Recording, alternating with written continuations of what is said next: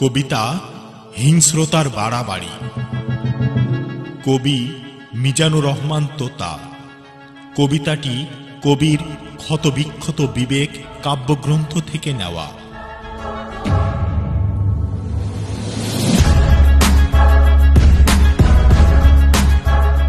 স্মৃতির ভাণ্ডার শূন্য হচ্ছে, নিস্তব্ধতায় একাকী পথ চলা, মর্যাদা ও সম্মান নষ্টে রক্তক্ষরণ, দুর্দান্ত অস্থিরতায় ছটফট, নীতি আর নীতিহীন দ্বন্দ্ব আজ বড়ই প্রকট।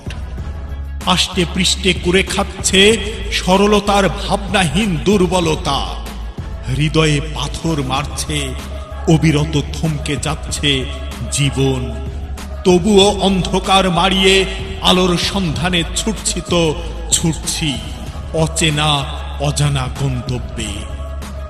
সমাজ দেহ ক্ষত বিক্ষতকারী, দাপটধারী খবরদারিরা দুর্বলকে করছে আঘাত। বিনা পুঁজির ব্যবসা চলছেই, ঘাড় মোটা শয়তানরা করছে ক্ষত বিক্ষত। নির্লজ্জ বেহায়ারা অশান্তির বীজ বুনে শান্তি করছে নষ্ট।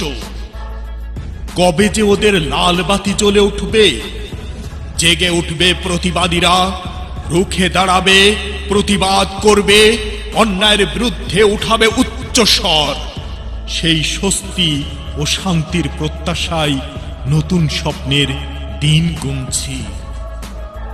সমাজ ও রাজনীতির অন্দরমহলে বিকট শব্দ, বিস্ফোরিত দুর্নীতির বোমা, ভয়শূন্য চিত্তে উচ্চাকাঙ্ক্ষা, জাগতিক সব সুনীতি বোধের অনুপস্থিতি, আত্মসমালোচনার অন্যস্ত অপরিবর্তনীয় দলিলে অনিবার্য মৃত্যু ঘণ্টা।